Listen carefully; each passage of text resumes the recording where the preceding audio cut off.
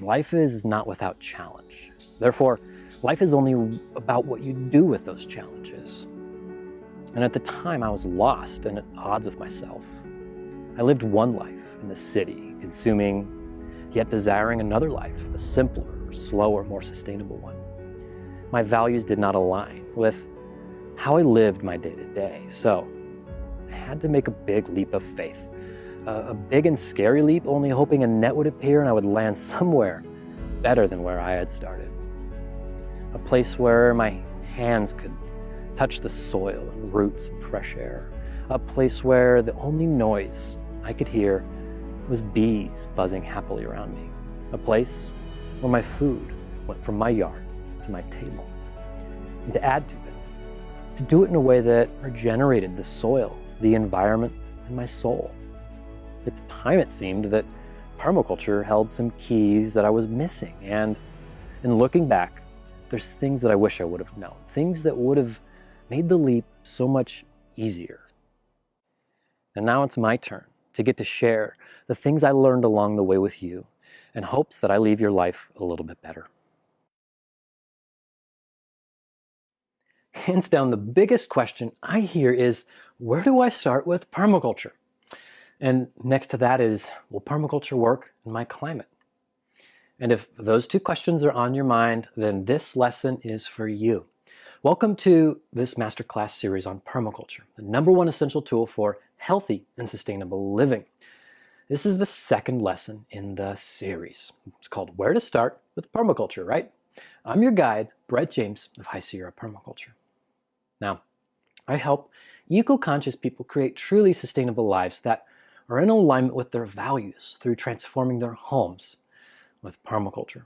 My family and myself have developed 30 acres of raw forested land into a functioning permaculture homestead in less than a year. And I'll give you a tour a little later on in this lesson. Now, as a quick reminder, this lesson is only up for 24 hours, so set aside the Netflix and watch Permaflix here instead. Now, if you're an eco-minded person who's interested in home-scale agriculture, sustainable living, environmentalism, and you're wanting to grow your own food, harvest resources like rainwater, collect free energy from the sun, all while being in alignment with nature, then listen up. I'm going to show you the steps to start using permaculture to save time and money while achieving your sustainable life, beginning with this lesson. Now, in video 1, if you missed it, we talked about what exactly permaculture is, how it's different than anything else in modern human history. We also talked about how powerful permaculture is by simply making small transformations on a personal scale, such as starting an ecological garden. You can make global shifts. And most importantly, we talked about how permaculture is the bridge between desiring to live a healthy and sustainable life and actually having that for your reality. All right, so moving on, here's what you're going to learn in this lesson. First, how I turned 30 acres of raw land into the start of a permaculture homestead in 1 year, and what the key ingredient to that was. Second, you're going to learn where to start with permaculture, #1 question ever.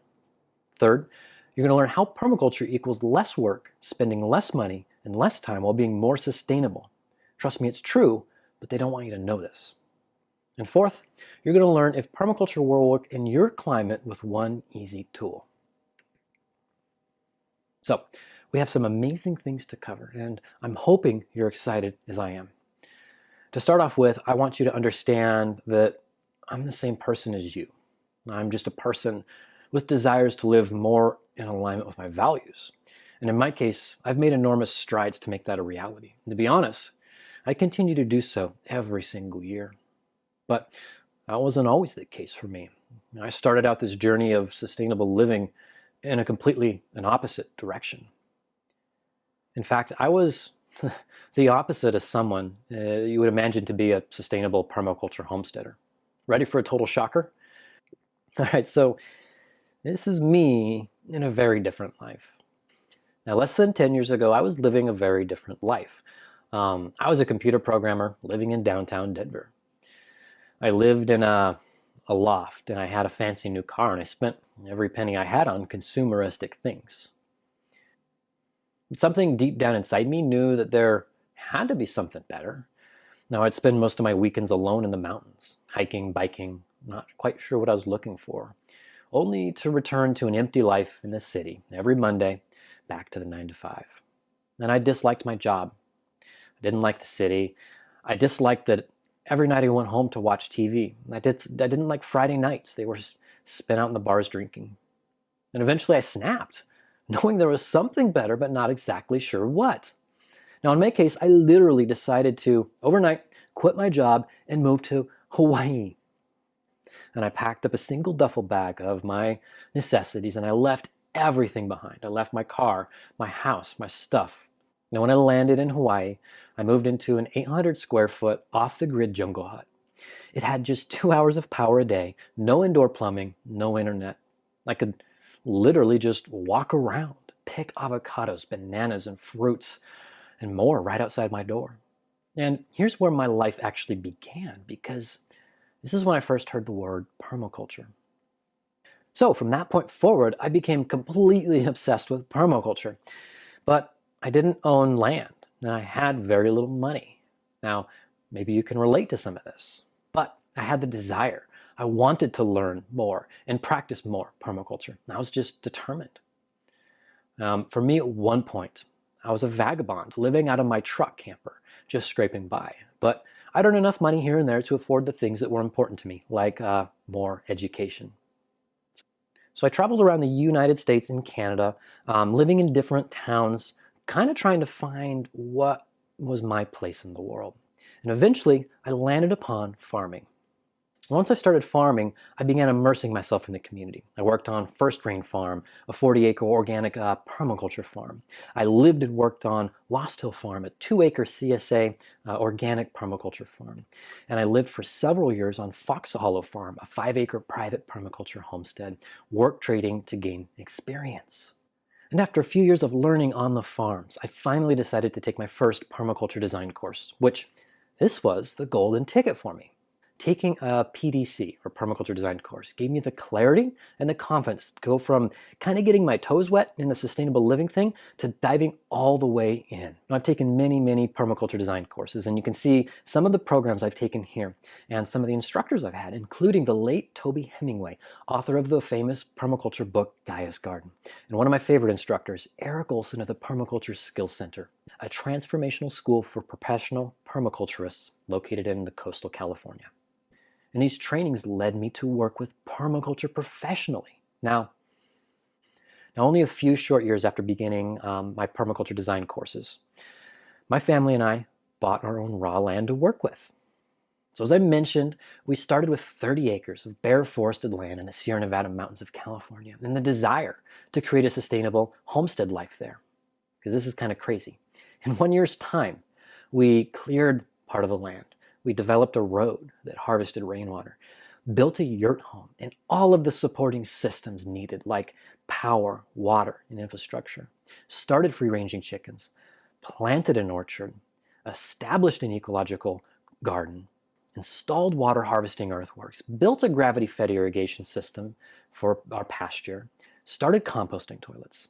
All in 1 year by ourselves. We only had the help from my dad when he came to visit twice and a friend's visit once. Oh, in addition, my fiance was pregnant.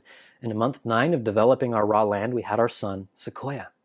Now, I'm not sharing this to brag. No, it was a lot of energy expended. It's not fun. And we made a lot of mistakes along the way for sure. So I took all that permaculture knowledge and designed our permaculture homestead before we even started any construction, made any moves. It allowed me to move forward with complete confidence and really get our sustainable homestead off the ground through practicing permaculture professionally. And speaking of professional permaculture, in 2015 I started my ecological landscaping business, High Sierra Permaculture. I was an ecological consultant, site designer for many years, helping people design, establish their own sustainable homesteads and farms. Now, what I like best about teaching, as opposed to offering in-person permaculture services, is the sheer mass of people that I can reach. For example, last year alone, almost 35,000 people attended one of my free online training courses, and over 300 people invested in one of my complete training programs. That's changing a lot of lives. So Yes, it's a selfish thing. I want to see a different world for my son, and I stand the best chance of creating that by helping others. And a fun little fact about my life: I don't have a TV, but I did used to watch TV, and I really used to love this show on Discovery Channel called Alaska: The Last Frontier. Do you know it?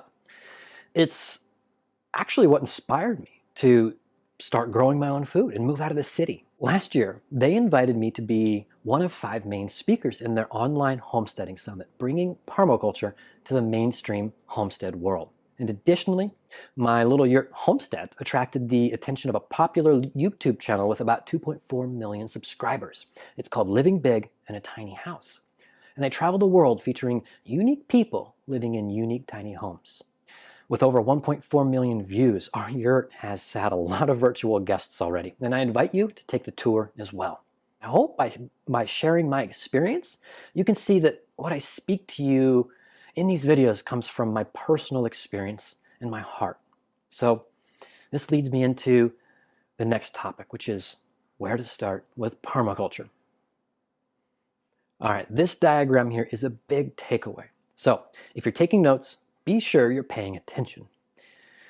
It's my step-by-step solution to the question, where do I start with permaculture? Now, this diagram paints a broad picture of where to start and where to go with creating a healthy and sustainable life, growing your own, sourcing your own needs, and returning to nature. So at the top of this pyramid is where you start, and you work your way down. You'll notice that the things at the top of this triangle are low cost, low risk, and easier. And they have a higher return on your investment, hence why this is the perfect place to start for beginners and advanced people alike. Now, the idea is that you work your way down the triangle, more or less over the course of time. So you start your garden, orchard, or food forest. Get that going well. And then you work your way down towards the bottom of the pyramid. So for those of you who ask where to start with permaculture, the answer is the garden. It's in the garden that we can actually begin to make major impacts on our health by growing better than an organic food and by reducing our carbon footprint, reducing food miles, and removing toxic packaging. So let's take a quick look at creating your permaculture garden. So this garden is the foundation for all the rest of a sustainable life. Low barrier to entry, low cost, little time required. Here we're looking at more of a wild garden, one where plants are allowed to grow more naturally than in well-tended rows. And not just any garden, but the ecological garden, one that melds the best features of wildlife gardens, edible landscapes, food forests, and even conventional flower and vegetable gardens together in one. Now, of course, permaculture gives us time-tested techniques honed to perfection by indigenous gardeners, restoration ecologists, organic farmers, and even cutting-edge landscape designers. They combine low environmental impact, low maintenance, well, once established, and high yields with elegant aesthetics into gardens. Now, ecological gardens are filled with beautiful plants that have many uses, providing fruit, vegetables, medicinal, culinary herbs, eye-catching arrays of colorful blossoms, soil-building mulch, protection from pests, habitat for wildlife. Now, we'll talk more about ecological gardens in one of the upcoming lessons in detail, because this is likely going to be, obviously, where you're starting. Next, after you have an ecological garden established, the next step will be to begin establishing animal systems, assuming raising domesticated animals is of interest to you. This could be rabbits, chickens, ducks, goats, sheep, cows, just to name a few examples. Animals that integrate with the landscape.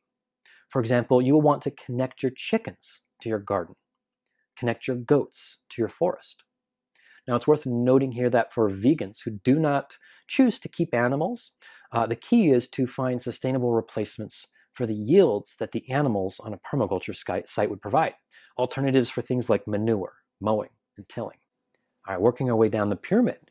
Next, after establishing gardens and after establishing some animal systems, you move on to energy collection, which is activities like harvesting rainwater with swales.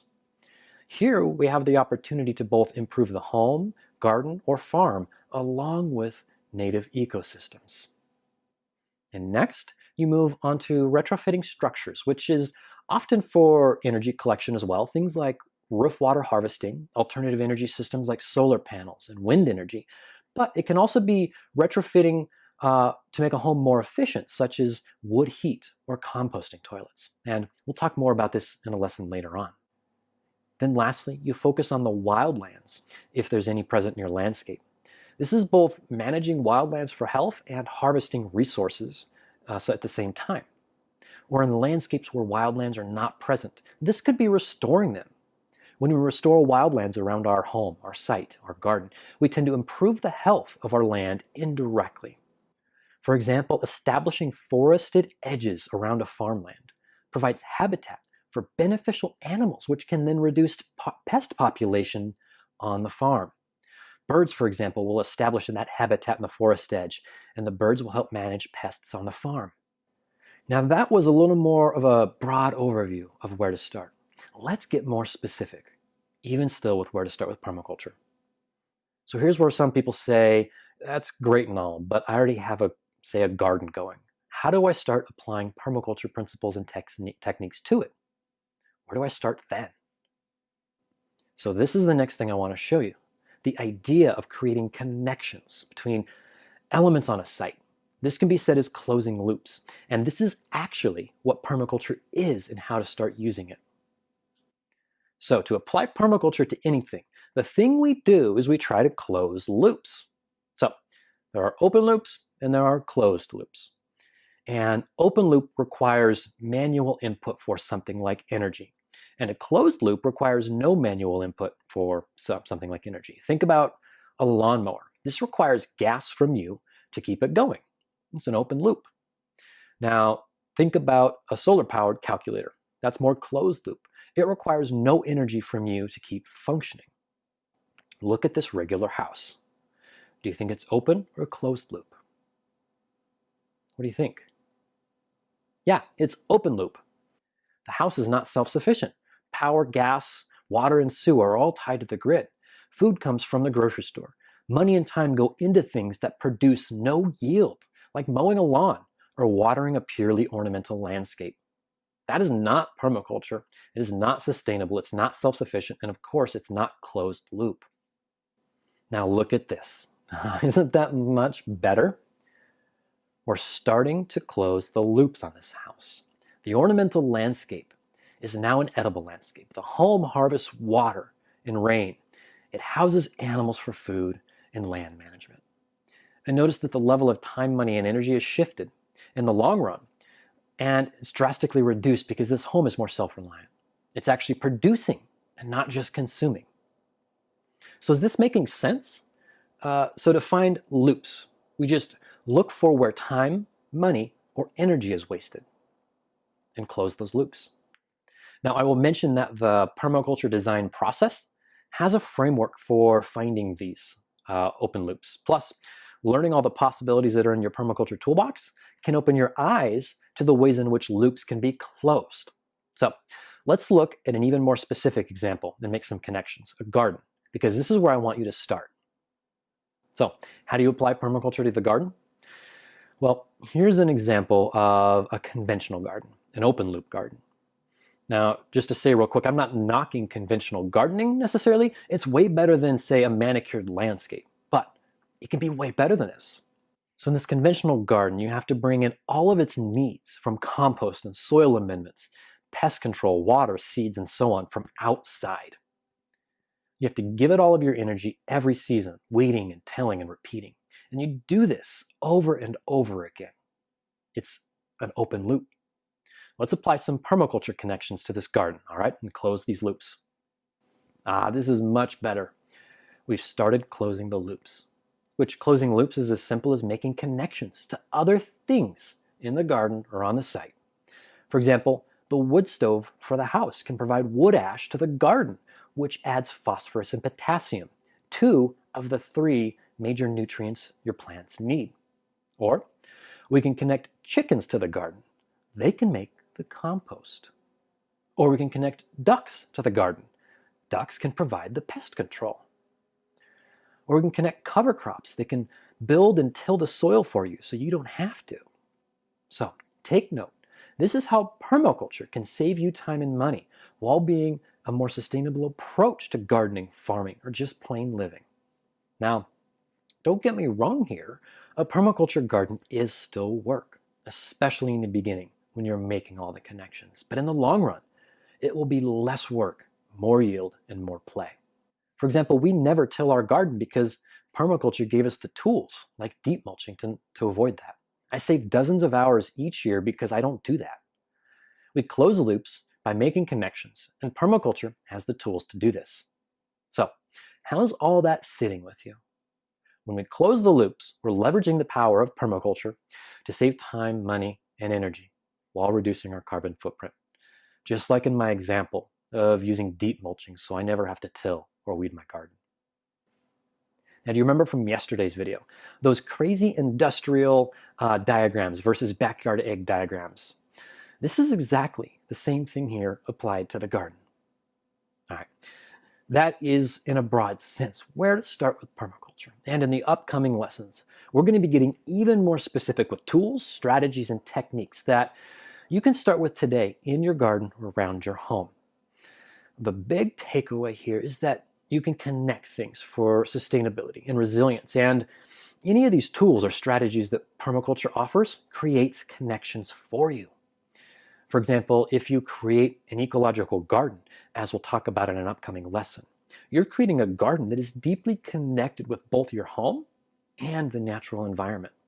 So, do me a favor, just hold this idea of connections in the back of your mind and observe how many of the strategies that we will be going over in upcoming lessons actually create connections. Next, the question I want to address is this: will permaculture work in your climate? This is a very important question to ask. Very common question because it determines if certain things will be a waste of your time or money. Now, the short answer is this: yes, permaculture works in any climate. It can be in the desert of Australia, the tropics of Hawaii, or in the cold northern reaches of Canada, and it still applies. But there's a catch, which I'm sure you were assuming, and this is it. Only certain tools and techniques will work in your climate. So then the question becomes, how can you tell which strategies will work in your climate? Simple. You need to know what type of climate you live in and align your climate type with the strategy. For the sake of figuring this out, I break climates into 3 broad types: temperate, arid, and tropical climates. For example, water harvesting solutions are obviously best applied to arid regions where water is scarce, or to temperate regions where water is scarce at times. Or for example, in the tropics, housing design needs openness to allow for a cross breeze, whereas in arid or tropical climates, housing needs to be thickly insulated. So, ready to find out your climate type?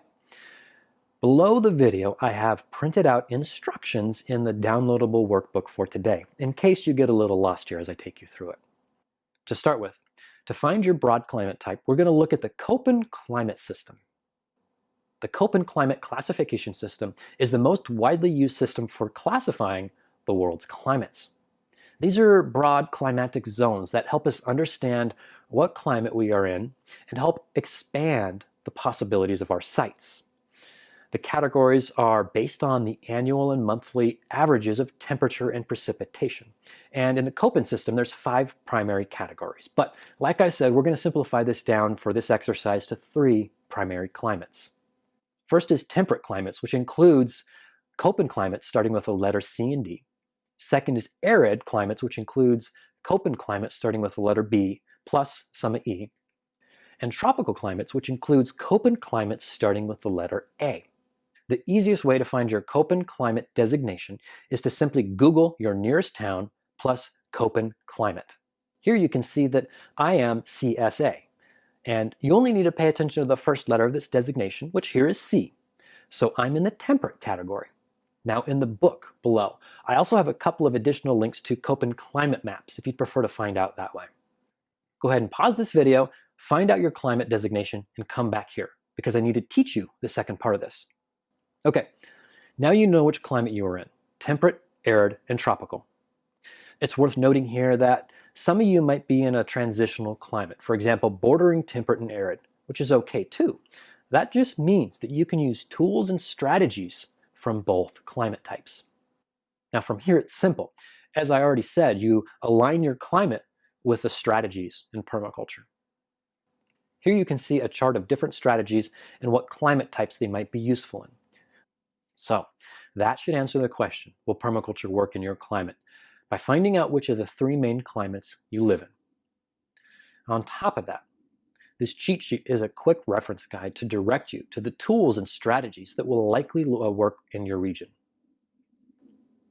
All right, so to recap this lesson, we went over how I turned 30 acres of raw land into the start of a permaculture homestead in 1 year, and the key ingredient that was permaculture design.